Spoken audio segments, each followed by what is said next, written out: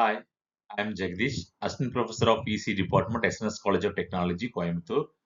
Actually, we are discussing about a communication system video lecture series. In this episode, we are going to discuss about the radio receivers, some introduction about the radio receivers. So we already covered what is the transmission section, transmitter side, what are the block diagrams are there, and what is the internal operations and the antennas and the noises, everything we discussed. So next, the signal obviously which should be received in the receiver section. So the receiver, we must know about the receiver characteristics and how the receiver behaves for the signals, each and every signals and noises, and how it can be effectively improve the receptions. Like there are several characteristics are there. There are two main important characteristics: selectivity and sensitivity. So those things we will discuss in this topic. Let's dive into the topic. So introduction, signal transmitted, signal received at the receiving antenna. Select the desired station signal and reject all the unwanted signals. Amplify the selected signals since because it is traveled for a long distance, the signal may be degraded and the power will be reduced. So we must amplify with suitable amplifier. And then again we have to do the demodulation. So modulation we already know, we discussed. So the opposite process where here the carrier will be removed, only the original signal will be extracted. That is a demodulation process. And original modulating signal is power amplified. Then power amplified signal drives the loudspeaker. So loudspeaker converts the electrical signal into original sound information. So where we have a transducer in an input section, we have a mic, which mic will have the voice into electrical signal. Here, the electrical signal will be converted to a voice signal. So that's a vice versa. So that's a concept of transmitting the receiver. So these steps are involved in receiver section. So whatever the receiver, these steps is to be performed in every receiver section. So this is a outline of the receiver operation.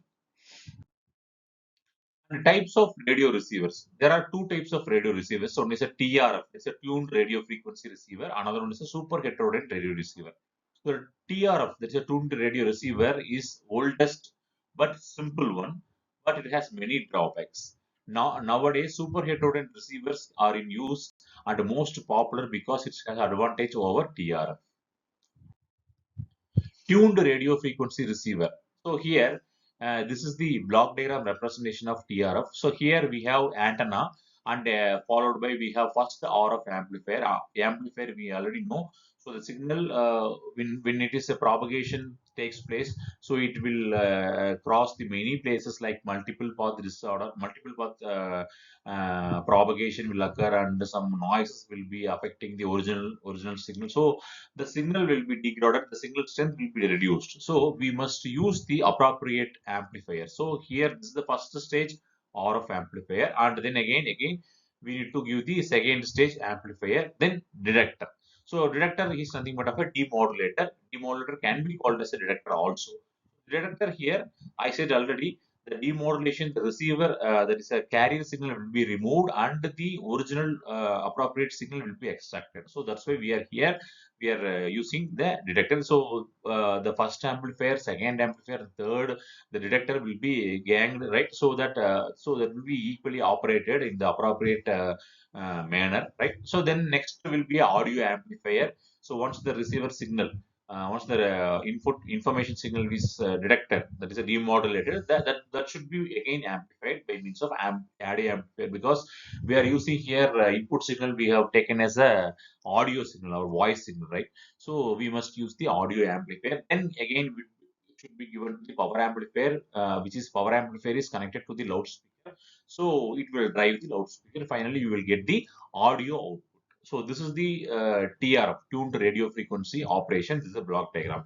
But though it is a simple operation, simple to operate and very economical, but it has very, large number of drawbacks. And in olden days, we have used this TRF, but nowadays, as in a previous slide, we mentioned that the super heterodyne receiver is the most popular one, and compared to this TRF, we are using the super heterodyne receiver in many places. So as I said, the TR of the each and every section is explained here. The antenna, radio frequency amplifier, detector or demodulator, then audio frequency amplifier, then loudspeaker.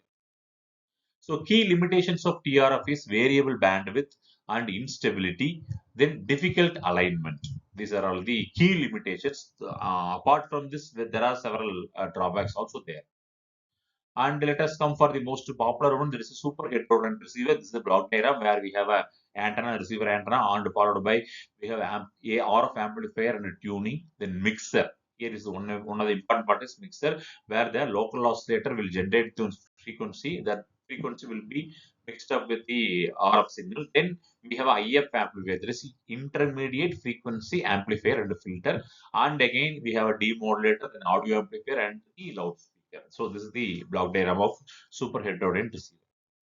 So these are all the things. Why why we are using the super heterodyne receiver over a TRF means the overcomes the drawbacks by converting received signal to fixed intermediate signal. That is a IF signal. That is a very very important advantage, and also it has the better sensitivity, stability, and selectivity.